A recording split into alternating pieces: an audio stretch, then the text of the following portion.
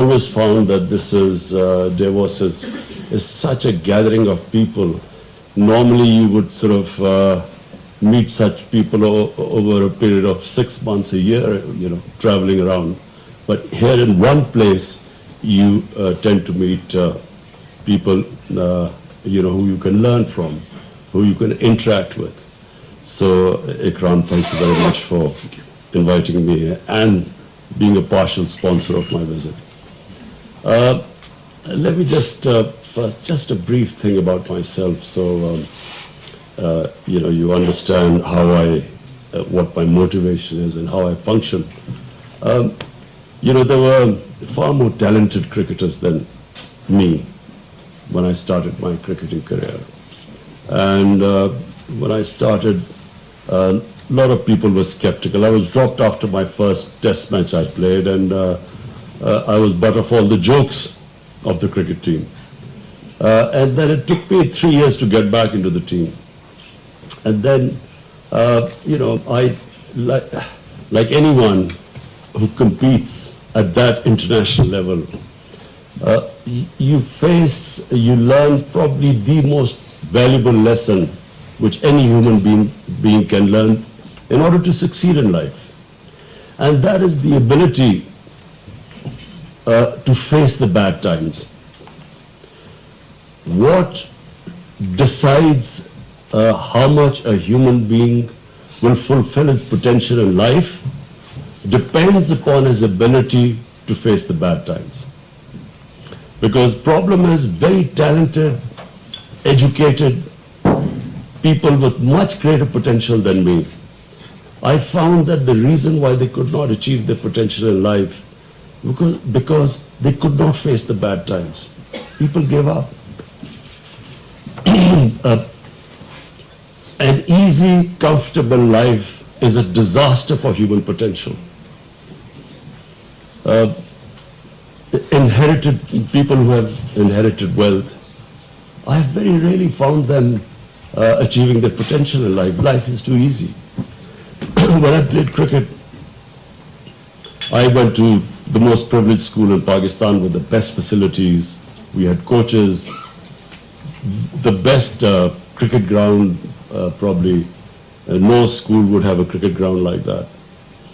But the boys from my school could not compete with those boys who played in the streets, who played under the lights. Our boys could not compete with them because they did not have the hunger. They did not have the drive. And it's that drive that actually propels people to achieve their potential. I built this university in Pakistan, the first private sector university in a rural area. And I built it with one intention, that the underprivileged people who had no chance of having higher education, they must be given an opportunity. The university I built was affiliated with Bradford University in England because I was the Chancellor of Bradford University. So we affiliated it with that university. The boys who studied, and girls who are studying in Namal University come from poor backgrounds. 75% from Urdu, 80% Urdu medium schools, studying an English university degree. And first year they struggled. We used to have to teach them English, give them foundation course. They struggled the first year. Second year they sort of stabilized. And in Bradford University, the average first divisions are about 12%, 13% maximum.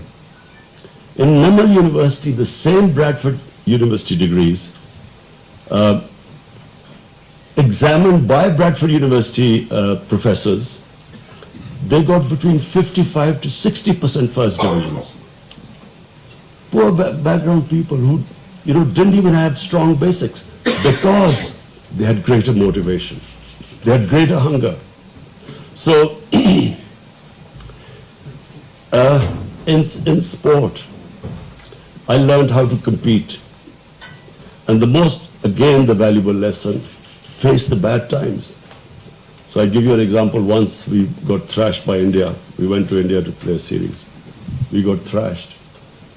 So now the team is on the way back to Pakistan. And what is the discussion going on in the dressing room? How to get to Pakistan in the middle of the night so that there would be no one at the airport.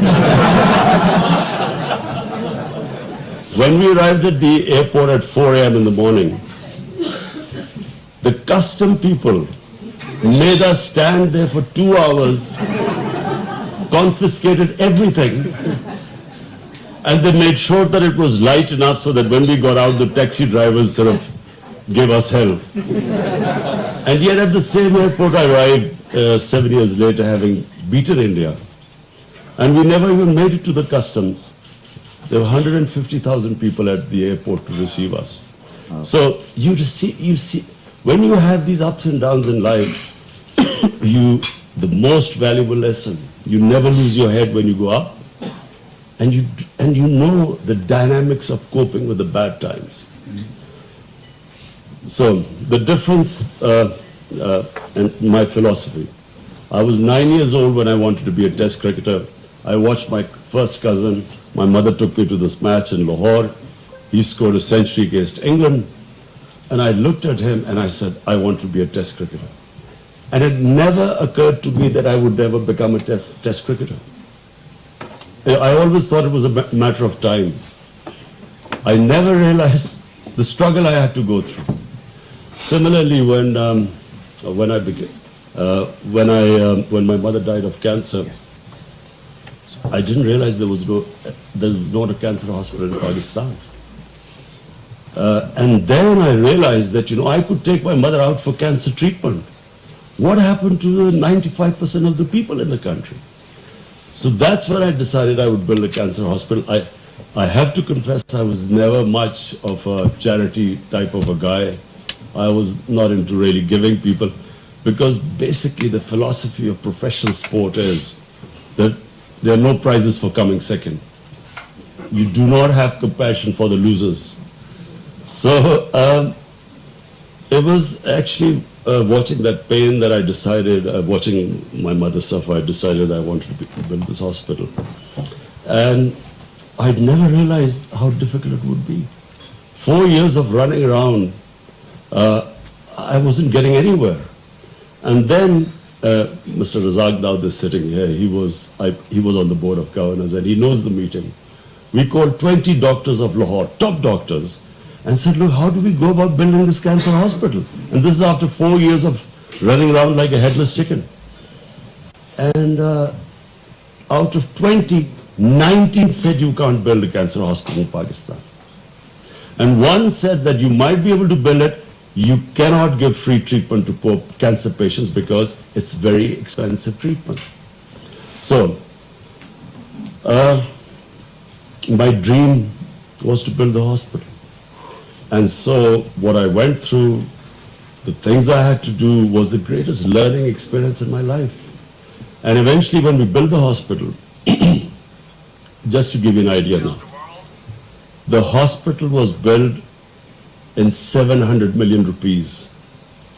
The annual loss the hospital suffers for treating 75% of the cancer patients free, which was my dream. It wasn't just the dream of building a hospital. It was that poor people should get free treatment. The annual loss is 10 billion rupees. Hospital bill for 700 million, annual loss is 10 billion. So, imagine, had I had someone told me that, look, this is what you, after building it, you will have to spend 10 billion collecting every year. And then I decided to go to politics. Everyone laughed at me. There's no precedence of, in a two-party system, a third party coming through. There's no precedent. Look at England. Look at the US. You can't break through because they are entrenched. They have systems, a third party, an outsider. So for 15 years, people laughed at me. 15 years, I was butt of all the jokes in politics. It was me sincerely going around, look, we want good people to come. Let's all good people get together and I didn't realize that the good people were the most cowardly people. They were scared of coming into politics. So anyway, the thing is, the Almighty has given all of us tremendous potential. We are His greatest creation, Ashraful Makhluqat. Problem is, we don't know this. And we let ourselves down. Because that potential, we only achieve that potential if we know how to struggle. We only achieve that potential if we have these big dreams. And whatever the human mind can picture can happen. This is how much potential all of us have. Problem we face is that we give up on the way. When the bad time comes, we put up our hands and say, we have a plan B. The human potential, the bigger the dream, the bigger the struggle, but you achieve it when you do not have a plan B. There is no going back. You have to burn your boats. Wherever you go after a big ambition, you should never, never, never think of compromising on that dream. So now I come to my dream of Pakistan. You see, I believe, and I always believe, because I grew up in 60s, when you cannot imagine the optimism we grew up with about Pakistan. It was one of the fastest growing countries. Our head of state, Ayub Khan, went to the United States. The president of the US came to receive him at the airport. He had a ticker tape reception, open car, people throwing, how they greet those people in the US. He goes to England, he's treated like royalty. Pakistan, there was hope. People believed the country had potential. It was the fastest growing country in the 60s in Asia. We were a model for development. South Korea came to Pakistan, Malaysia. They looked upon us. In HSN, I studied with Malaysian princes. Our university degrees were recognized everywhere. So I grew up with this thing. We had this hope. So we let ourselves down. And we let ourselves down because unfortunately we came up with, first of all, we could not, our democracy couldn't get grounded in Pakistan. When the democracy faltered, we had the army. When the army came in, they wanted their own puppets, who were not leaders. And so we went into this musical chairs. But I always believed that the moment Pakistan had good governance, this country would rise. And the moment Pakistan went back to its original vision, there was a reason Pakistan was made. We keep forgetting why was it made. The reason given by the founding fathers, the ideological father of Pakistan, the great Iqbal, and what our great leader, Jinnah, Quaid-e-Azam, brilliant mind, the most outstanding barrister in British India, highest paid barrister, brilliance, man of complete integrity. They all, if you look at the vision of the founding fathers, they wanted Pakistan to be a humane, just society, a welfare state. And we deviated so far from the vision. And nations without a vision die. Why should people want to be part of a nation if there's no vision? So I always believe that the moment our vision, the reason why this country was made, if we could restore that vision, this country has more potential than any other country. Reason why this country has so much potential? Because the best resource are the people. We have dynamic people. I mean, I give you an example. When I used to be playing cricket, India is 7 times the size of Pakistan. We regularly thrashed them. Pakistan had squash players with there were more squash courts in Oxford University. Pakistan had 2 squash champions for 10 years each. Our hockey hardly financed to anything. We had always the talent. People of Pakistan not just have the talent, we had the resources. I mean, since I've been in power, I'm amazed what the resources the country has. Just out of the 14 copper and gold fields we have in Reko Dick, just 2 of them. And guess who told me this foreign company which we are in litigation against, this chairman, I was speaking to him, he told me, he said, do you realize that these 2, the blocks, the profit is $100 billion. Just the profit of 2 blocks. This is just, I didn't know that.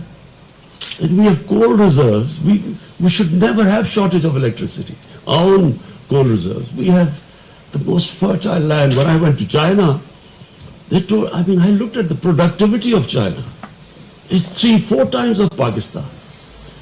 We have 6th number of cow and buffaloes in our country. We are number 6. Our per cow liter of milk is 6 liters. In China it's 24 liters, 20 liters.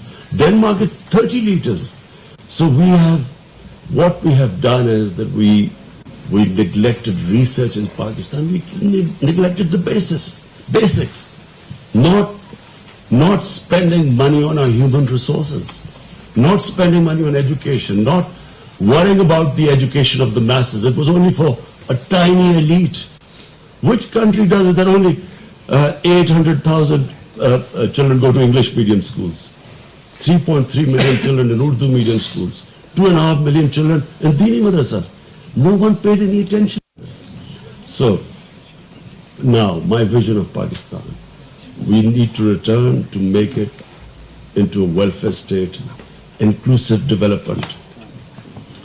Our whole idea is now that after the 60s, there's the second government which is going to spend money on industrialization.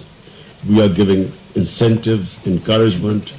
We want to promote industrialization because that will create wealth, and from that wealth creation, we want to spend money on the bottom tier of our society.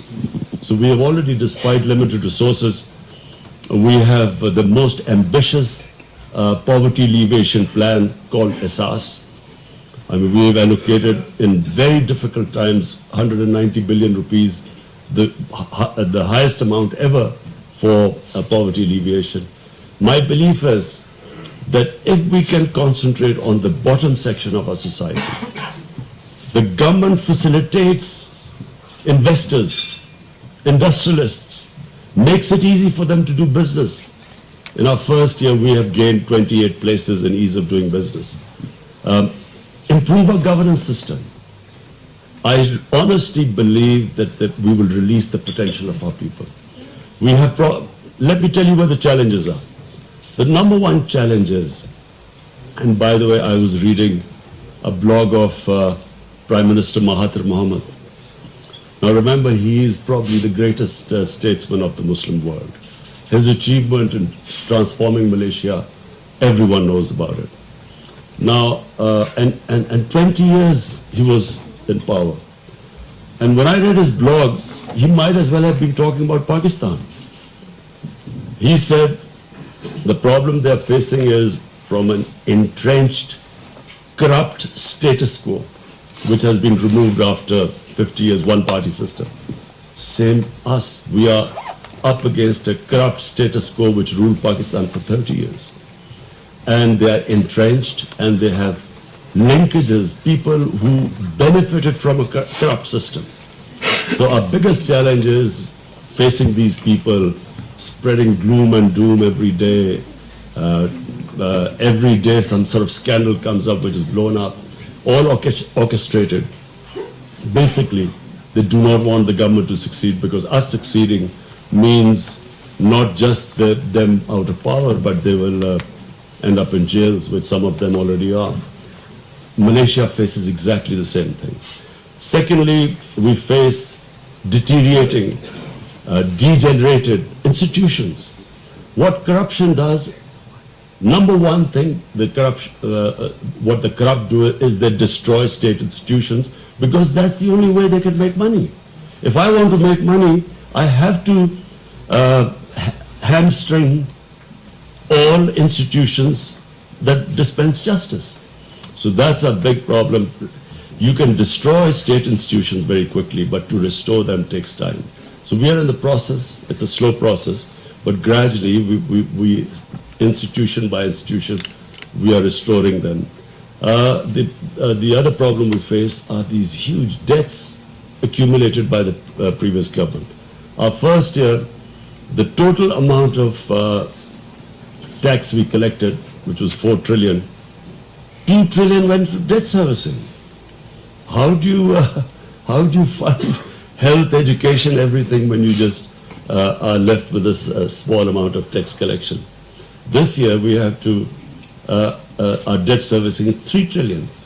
The other problem we face is actually the biggest challenge is the energy sector. We have this huge circular debt in electricity. And because of this, which is almost, I think, 1.5 trillion, 1.7 trillion. A 1.7 trillion circular debt means every year we have this huge interest on this debt. So that is a big challenge, and we have decided when we go back, we will get all the stakeholders. We are going to discuss how, because we cannot put more burden on the consumers of electricity, because these interest payments. So this is the other challenge, and of course, the problem is that you give expensive electricity to the industry, to especially the small medium industry. So it reduces our competitiveness in exports. So this is a big challenge. The direction we have taken is industrialization, which means wealth creation. Secondly, export-oriented growth. So far, our problem have been that our growth rate goes up, and then we have a bit of a boom, and then we go bust because we then end up with a big current account deficit, and then we have to go to the IMF. This time, what we're trying to do is, the big difference is export-led growth. And so this change, of course, is quite painful because the growth rate has to come down. You know, people are hurting in Pakistan. As I keep mentioning, I've never faced so much abused and hammered so much in the media as I have in the past one and a half years. Being in public, I for 40 years used to criticism because, you know, when you lost, you knew what you were in for. When you won, you know. But this 1.5 years has been exceptional. I really had to develop a very thick skin. In fact, thank God, mercifully, you know, I know that all the dynamics of bad times. So the first thing you do is do not read the newspapers.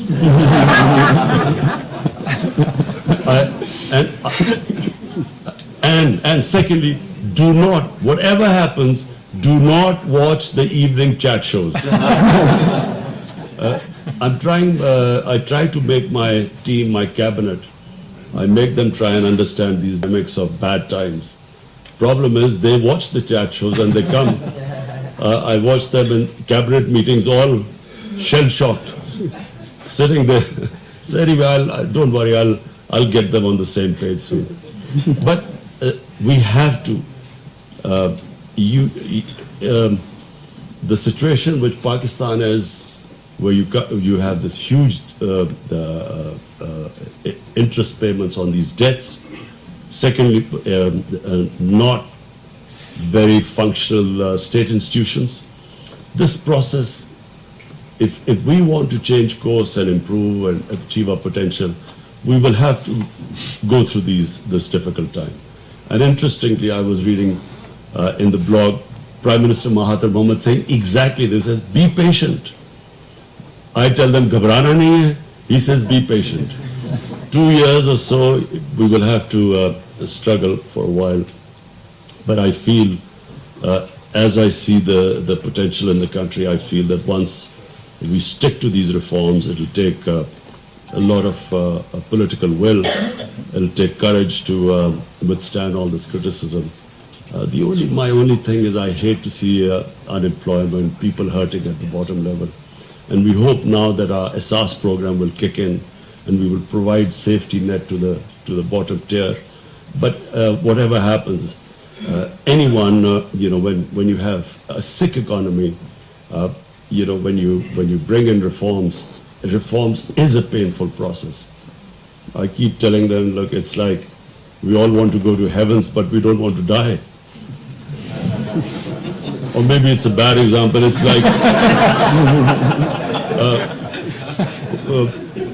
we want to cut out the tumor, but we don't want the operation or feel the pain of the operation. So it is going to be difficult. But I do feel that we have, the first year has been, in my opinion, we have done remarkably well in the sense that our current account deficit, which is the one biggest thing, anyone looking into an economy of a country, the one thing they look upon is your current account. Is it a deficit or a surplus? Surplus means you're well. Deficit means you've got problems. So we reduced it by 75% in the first year, which I think is a great achievement. And that is reflected in the rupee stabilizing, in fact, gaining a little bit. It reflected in the stock market now, which has regained all what it lost. And it's reflected in investment, foreign investment. In the last 1 year, we had 200% increase in the foreign investment. So the direction is right. But I still feel that, we have a struggle ahead. But I'm an optimist, and I think we are on the right track, and I see good times ahead for Pakistan. Next.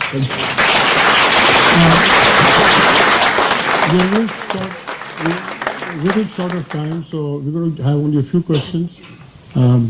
Please, after that, yes, please. Please identify yourself also. Adit sir, please identify yourself and then the question.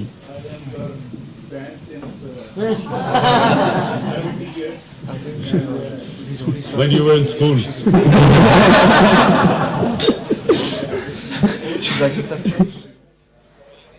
वज़ीर-ए-आज़म Imran Khan Pakistan breakfast at Davos की तकरीब से खिताब कर रहे थे और हम कारोबारी शख्सियात इस तकरीब में मौजूद